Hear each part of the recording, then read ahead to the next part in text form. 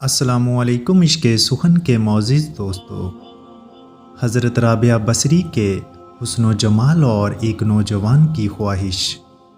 نوجوان جب دروازہ کھلا دیکھ کر اندر داخل ہوا تو سامنے کیا تھا؟ بغداد میں حضرت رابعہ بصری کے حسن و جمال کی دھوم مچی ہوئی تھی، مگر جوانی کے شب و روز انہوں نے یاد الہی میں گزار دیے۔ ان کے چہرے پر پاکیزگی کا ایک ایسا نقاب تھا کہ دیکھنے والوں کی نگاہیں خود بخود جھک جاتی تھیں۔ اسی زمانے میں ایک نوجوان نے انہیں رات کے وقت ایک قبرستان میں چاند کی طرح دھمکتے دیکھا۔ وہ آپ کو کوئی غیر خیالی مخلوق سمجھ کر بھاگ کھڑا ہوا، لیکن دوسری صبح جب وہی چہرہ اسے بصرہ کے ایک بازار میں نظر آیا تو وہ عقل و خرد سے ہاتھ دھو بیٹھا اور رات دن اس کے تصور میں رہنے لگا۔ آخر دل کے ہاتھوں مجبور ہو گیا تو لوگوں سے پتہ پوچھتا ہوا حضرت رابعہ بصری کے گھر جا پہنچا۔ آپ کہا کرتی تھیں کہ دل کے دروازے ہمیشہ کھلے رکھو، کیا معلوم محبوب کس وقت تصدیق دے دے، مگر گھر کے دروازے بند ہوں یا کھلے ہوں ان کے خیال میں برابر تھے۔ نوجوان کو خلاف توقع ان کا دروازہ کھلا ہوا ملا۔ اس نے اپنے دل کی دھڑکنوں پر بڑی مشکل سے قابو پایا۔ رات کا وقت تھا، اندر چراغ روشن تھا۔ یہ سوچ کر بے باکی سے اندر داخل ہو گیا کہ حال دل سنا دینے میں کیا حرج ہے، زیادہ سے زیادہ انکار ہی ہو جائے گا۔ واپسی کا دروازہ بہرحال کھلا ہوا ہے، لیکن جب وہ اندر پہنچا تو وہاں کوئی نہیں تھا، البتہ چھت سے ایسی پرسوز آواز آ رہی تھی جیسے کوئی زیر لب ہجر کا رونا رو رہا ہو۔ نوجوان تیزی سے زینے چڑھ گیا۔ حضرت رابعہ بصری عشاء کی نماز سے فارغ ہو کر ثنا خوانی کر رہی تھیں۔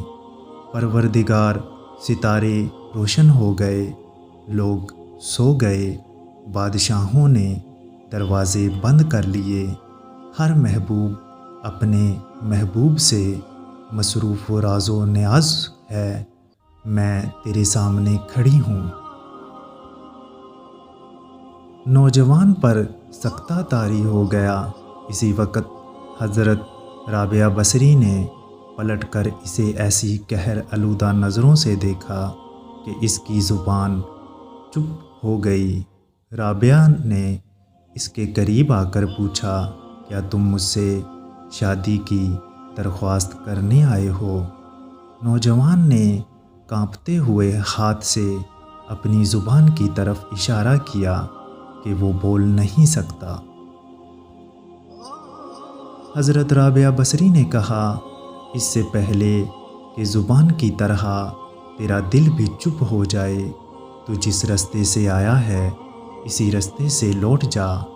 نوجوان صرف آنکھوں سے التجا کر سکتا تھا کہ نیک خاتون، میری گواہی مجھے واپس دے دے، میں تیرے مرتبے سے واقف نہیں تھا، مجھ سے غلطی ہوئی، مجھے معاف کر دے، لا علمی ہمیشہ قابل معافی ہوتی ہے۔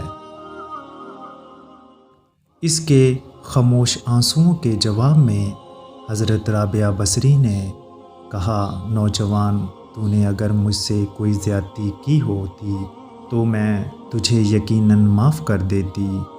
میں نے خود کو بہت پہلے اپنے رب کے حوالے کر دیا تھا، اب یہ معاملہ تیرے اور رب کے درمیان ہے، معافی مانگنا ہے تو اس سے مانگ، تو صدقے دل سے توبہ کرنے کا ارادہ کرے تو شاید توبہ کی خاطر تیری زبان کھل جائے۔ یہ کہہ کر وہ نماز کے لیے کھڑی ہو گئیں۔